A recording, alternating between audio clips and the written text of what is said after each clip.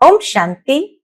आज 29 मई 2024 के बाबा के अनमोल मधुर महावाक्य सुनेंगे। आज की बाबा की मुरली में बाबा ने विशेष याद की यात्रा को बढ़ाते रहने की प्रेरणा दी है। बाबा कहे, जितना तुम बच्चे बाप को प्यार से याद करेंगे तो बाबा को भी कशिश होगी और तुम बच्चे उस कशिश को अनुभव कर सकेंगे। साथ ही आज बाबा ने परिपक्व अवस्था कैसे अपनी बनानी है उसकी विधि बताई। तो बाबा कहे, परिपक्व अवस्था तब होगी जब तुम्हारी कर्मेंद्रियां शीतल हो जाएगी। कर्मेंद्रिय से कभी कोई उल्टा कर्म नहीं होगा। अवस्था बड़ी अचल अडोल बन जाएंगी और 21 जन्मों के लिए कर्मेंद्रिया वश हो जाएंगी, या दूसरे शब्द में जिसको कहे कर्मेंद्रिया जीत सहज बन जाएंगे। उसके लिए बाबा कहे, बीच बीच में अपनी अवस्था की जांच करते रहो, नोट करने से सावधान रहेंगे। योग बल से ही कर्मेंद्रिय को वश करना है। तब बाबा कहे, योग से ही तुम्हारी अवस्था परिपक्व बनती जाएगी।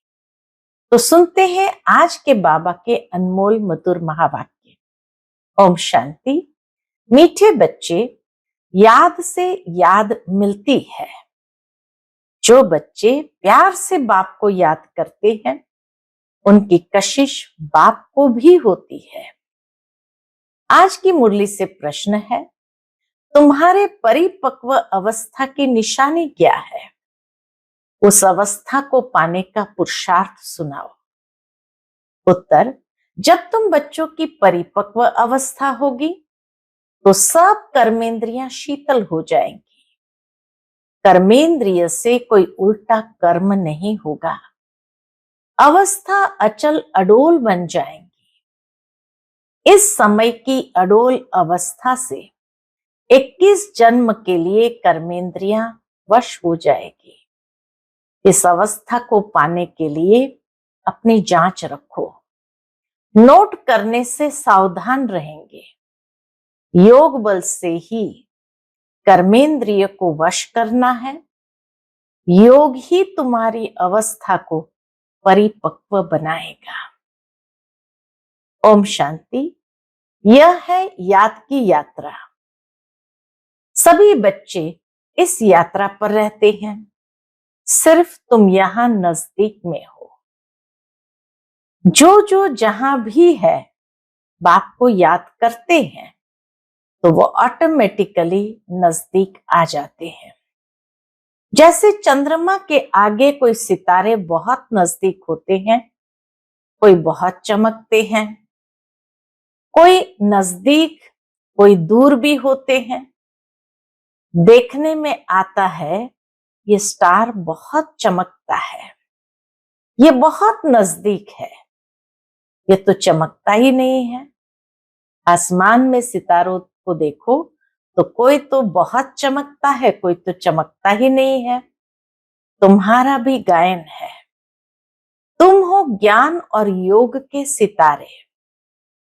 ज्ञान सूर्य मिला है बच्चों को। बाप बच्चों को ही याद करते हैं जो सर्विसेबल बच्चे हैं। बाप है सर्वशक्तिमान, उस बाप को ही याद करते हैं तो याद से याद मिलती है। जहां जहां ऐसे सर्विसेबल बच्चे हैं, बाबा कहे जहां जहां ऐसे सर्विसेबल बच्चे हैं तो ज्ञान सूर्य बाप भी उन्हों को याद करते हैं। बच्चे भी याद करते हैं। जो बच्चे याद नहीं करते उनको बाप भी याद नहीं करते। उनको बाप की याद भी नहीं पहुंचती है। याद से याद जरूर मिलती है। बच्चों को भी याद करना है। बच्चे पूछते हैं, बाबा आप हमको याद करते हैं? बाप कहते, क्यों नहीं। इस इस रीति बाप क्यों नहीं याद करते? जो जास्ती पवित्र है और बाप से बहुत प्यार है, तो कशिश भी ऐसे करते हैं। हर एक अपने से पूछे। बाबा कहे, जो जास्ती पवित्र है, बाप से बहुत प्यार है, तो कशिश भी ऐसे करते हैं। बाबा को भी कशिश होती है। हर एक अपने से पूछे कि हम कहां तक बाबा को याद करते हैं। एक की याद में रहने से फिर ये पुरानी दुनिया भूल जाती है। बाप को ही याद करते करते जाकर मिलते हैं। अब मिलने का समय आया हुआ है। ड्रामा का राज भी बाप ने समझाया है। बाप आते हैं, आकर बच्चों को अपना रूहानी बच्चा बनाते हैं। पतित से पावन कैसे बनो, सो सिखाते हैं। बाप तो एक ही है, उनको ही सब याद करते हैं, परंतु याद सबको नंबरवार अपने अपने पुरुषार्थ अनुसार मिलती है। याद तो सभी बाबा को करते हैं, परंतु बाबा कहे सब नंबरवार है। जितना बहुत याद करेंगे, वह जैसे कि सामने खड़े हैं। कर्मातीत अवस्था भी ऐसी होनी है। जितना याद करेंगे, कर्मेंद्रियां चंचल नहीं होगी। कर्मेंद्रियां चंचल बहुत होती है ना, इसको ही माया कहा जाता है। कर्मेंद्रिय से कुछ भी खराब कर्म न हो। यहाँ योग बल से कर्मेंद्रिय को वश करना है। वो लोग तो दवाइयों से वश करते हैं। दुनिया में तो लोग दवाइयों से वश करते हैं। यहाँ तो बाबा का योग बल से कर्मेंद्रिय को वश करना है। बच्चे कहते हैं, बाबा ये क्यों नहीं वश होती है? बाप कहते हैं, तुम जितना याद करेंगे उतना कर्मेंद्रियां वश हो जाएगी। इसको कहा जाता है कर्मातीत अवस्था। यह सिर्फ याद की यात्रा से ही होता है। इसीलिए भारत का प्राचीन राजयोग गाया हुआ है। सो तो भगवान ही सिखाएंगे। प्राचीन राजयोग तो भगवान ही सिखलाएंगे। भगवान सिखलाते हैं अपने बच्चों को। तुम्हें इन विकारी कर्मेंद्रियों पर योग बल से जीत पाने का पुरुषार्थ करना है। संपूर्ण पिछाड़ी में होंगे। बाबा कहे, संपूर्ण पिछाड़ी में होंगे जब परिपक्व अवस्था होगी। जैसे जैसे परिपक्वता आती जाती, अर्थात मैच्योरिटी बढ़ती जाती है, तो वैसे वैसे अवस्था संपूर्णता की ओर बढ़ती जाती है। जब परिपक्व अवस्था होगी, फिर कोई भी कर्मेंद्रियां चंचलता नहीं करेगी। अभी चंचलता बंद होने से फिर 21 जन्म के लिए कोई कर्मेंद्रियां धोखा नहीं देंगी। 21 जन्म के लिए कर्मेंद्रियां वश हो जाती है। सबसे मुख्य है काम।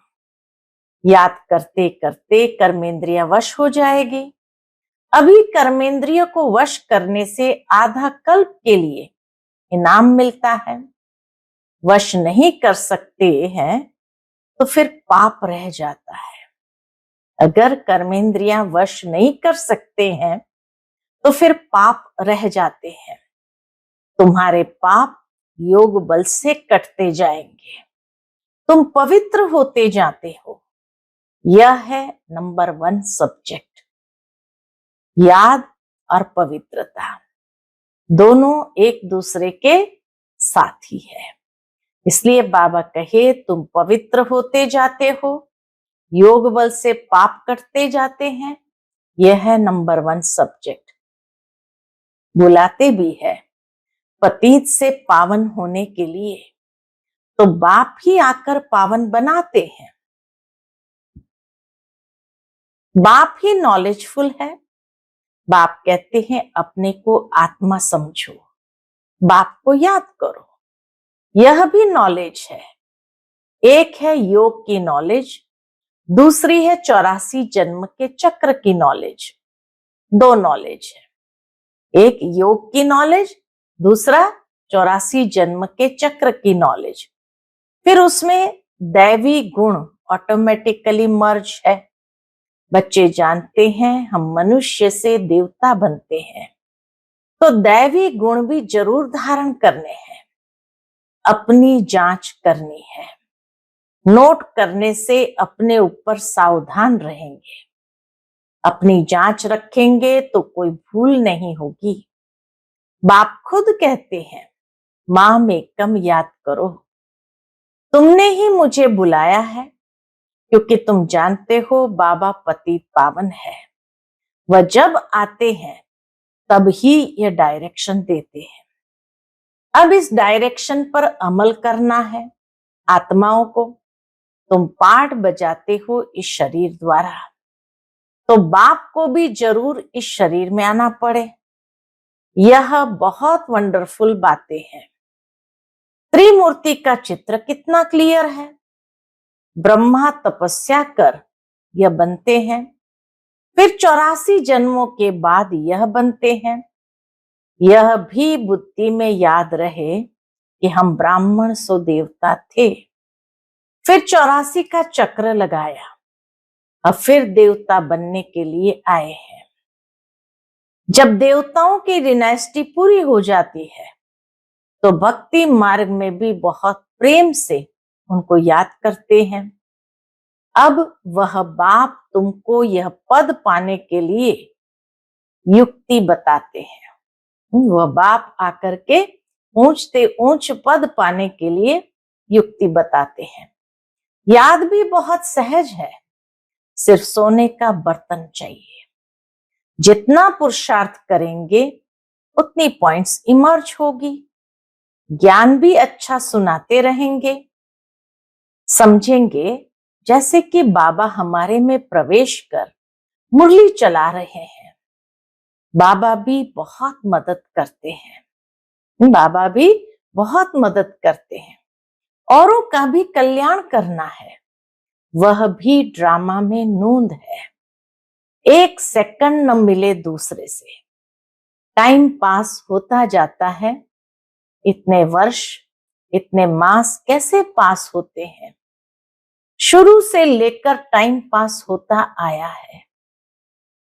ये सेकंड फिर 5000 वर्ष बाद रिपीट करेंगे। कितना बाबा को पक्का है। 5000 साल का चक्र, बाबा कहे ये सेकंड फिर 5000 वर्ष बाद रिपीट करेंगे।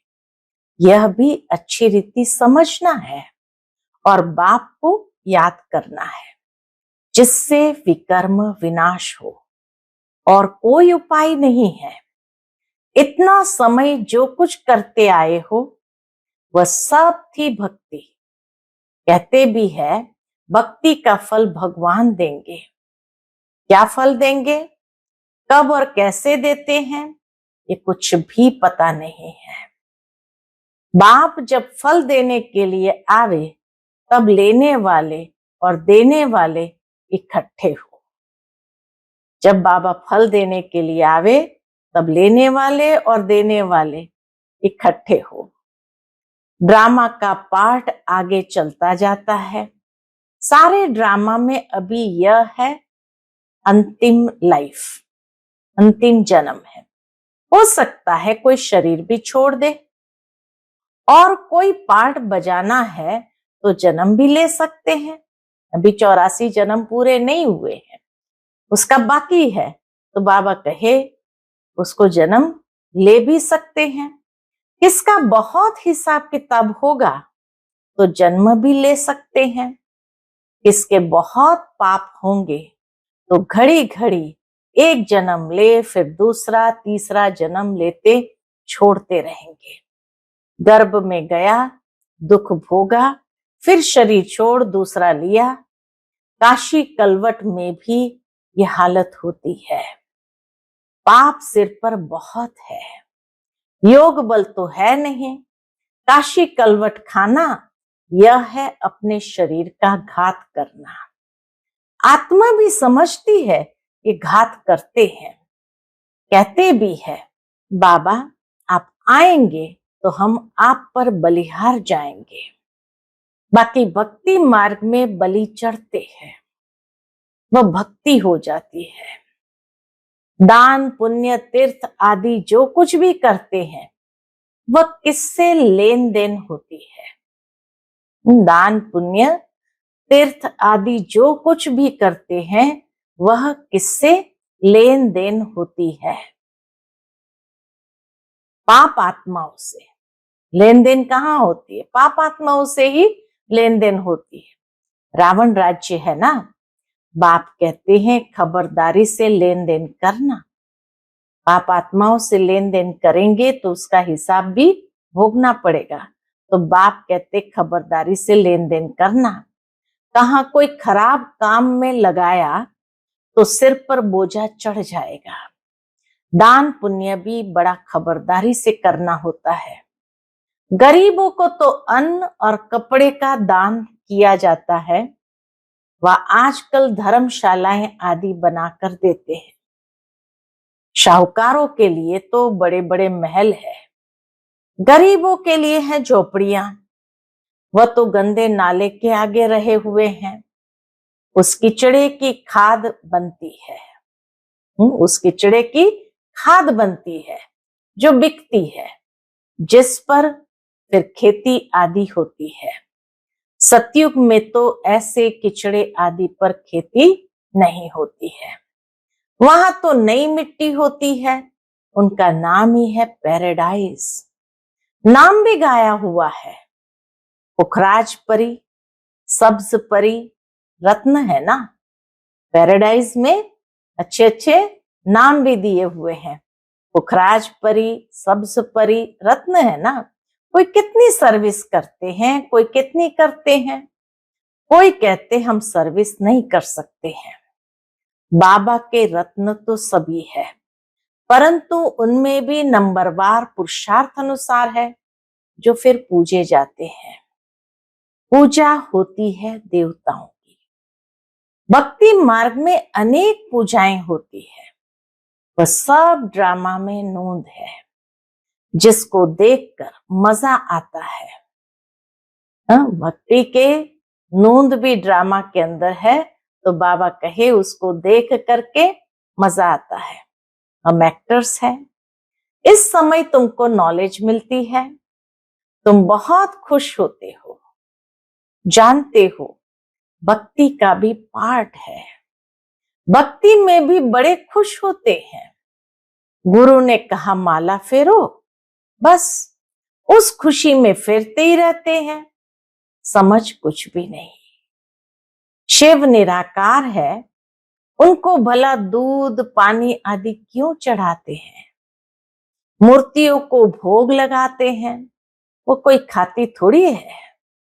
भक्ति का पेशगिरी, यानी भक्ति का विस्तार कितना बड़ा है। पेशगिर माना विस्तार कितना बड़ा है। भक्ति है झाड़, ज्ञान है बीज।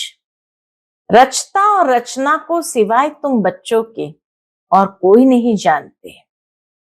कोई कोई बच्चे तो अपनी हड्डियां भी इस सर्विस में स्वाहा करने वाले हैं। तुमको कोई कहते हैं यह तुम्हारी कल्पना है।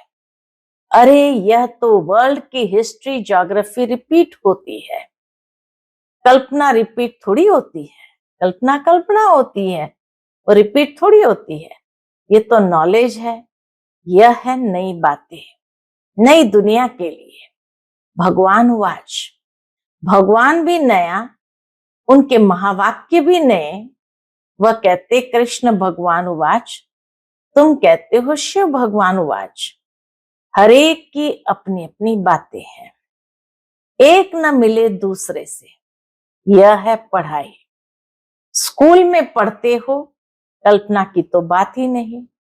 स्कूल में तो ये नहीं कहेंगे कि हाँ कल्पना है, वो तो पढ़ाई है। तो बाप है ज्ञान का सागर, नॉलेजफुल।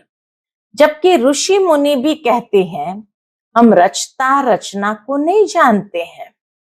उन्हों को ये नॉलेज कहां से मिले, जबकि आदि सनातन देवी देवता ही नहीं जानते। जिन्होंने जाना उन्होंने पद पाया, फिर जब संगम युग आए तब बाप आकर समझाए, नए नए इन बातों में मूंझते हैं, कहते हैं बस तुम इतने थोड़े ही राइट हो, बाकी सब झूठ है। नहीं, क्या कहते हैं, तुम इतने थोड़े ही राइट हो, बाकी सब झूठ है। तुम समझाते हो गीता जो माई बाप है उसे ही खंडन कर दिया है, बाकी सब तो रचना है, उनसे वर्षा मिल न सके। वेदों शास्त्रों में रचता और रचना की नॉलेज हो न सके। पहले तो बताओ वेदों से कौन सा धर्म स्थापन हुआ? धर्म तो है ही चार, हर एक धर्म का धर्म शास्त्र एक ही होता है।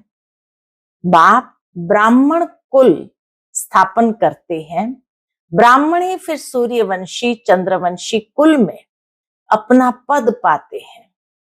बाप आकर तुमको सन्मुख समझाते हैं, इस रथ द्वारा। रथ तो जरूर चाहिए, आत्मा तो है निराकार, उनको साकार शरीर मिलता है। निराकार आत्मा को साकार शरीर मिलता है। आत्मा क्या चीज है उनको ही नहीं जानते तो बाप को फिर कैसे जानेंगे? राइट तो बाप ही सुनाते हैं, बाकी सब है अनराइटियस, जिससे फायदा कुछ भी नहीं। माला किसकी सिमरते हैं कुछ पता नहीं, बाप को ही नहीं जानते। बाप खुद आकर अपना परिचय देते हैं। ज्ञान से सद्गति होती है, आधा कल्प है ज्ञान, आधा कल्प है भक्ति। भक्ति शुरू होती है रावण राज्य से, भक्ति शुरू होती है रावण राज्य से। भक्ति से सीढ़ी उतरते उतरते तमो प्रधान बन पड़े हैं, किसके भी ऑक्यूपेशन को नहीं जानते हैं। भगवान की कितनी पूजा करते हैं, जानते कुछ भी नहीं। तो बाप समझाते हैं, इतना उच्च पद पाने के लिए क्या करो? इतना उच्च पद पाने के लिए अपने को आत्मा समझना है और बाप को याद करना है। इसमें है मेहनत। अगर किसकी बुद्धि मोटी है तो मोटी बुद्धि से याद करो। बाबा कहे अगर किसकी बुद्धि मोटी है तो मोटी बुद्धि से याद करें, परंतु याद एक को ही करें। गाते भी है बाबा, आप आएंगे तो आपसे ही बुद्धि योग जोड़ेंगे। अब बाप भी आए हैं, तुम सब किससे मिलने आए हो? जो प्राण दान देते हैं, आत्मा को अमर लोक में ले जाते हैं।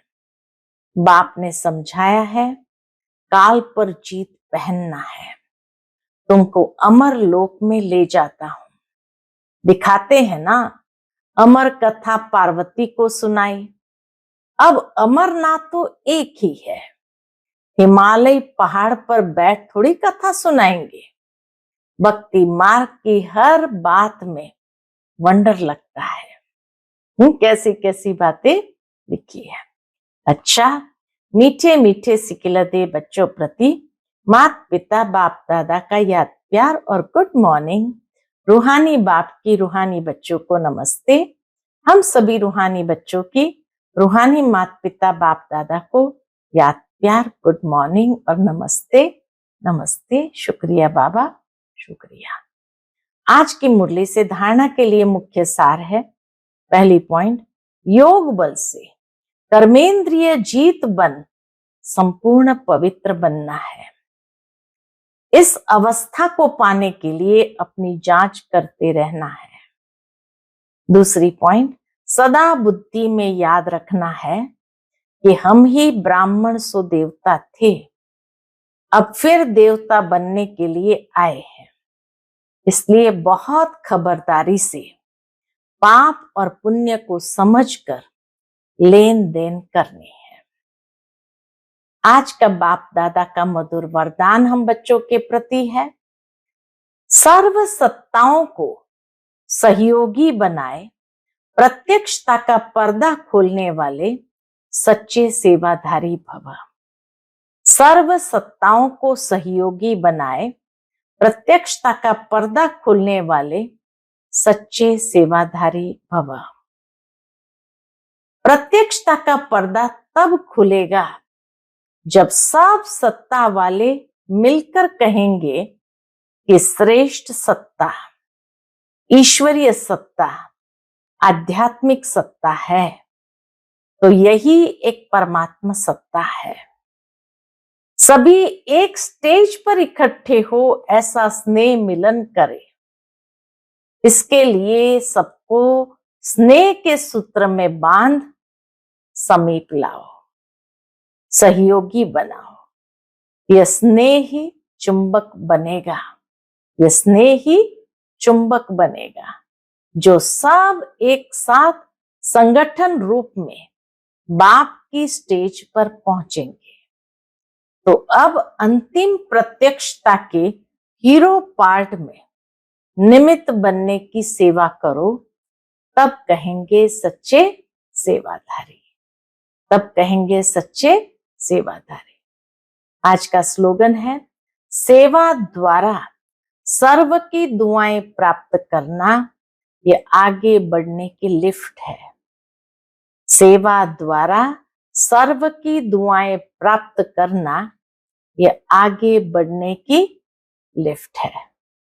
बिना दुआओं के आगे कोई नहीं बढ़ सकता।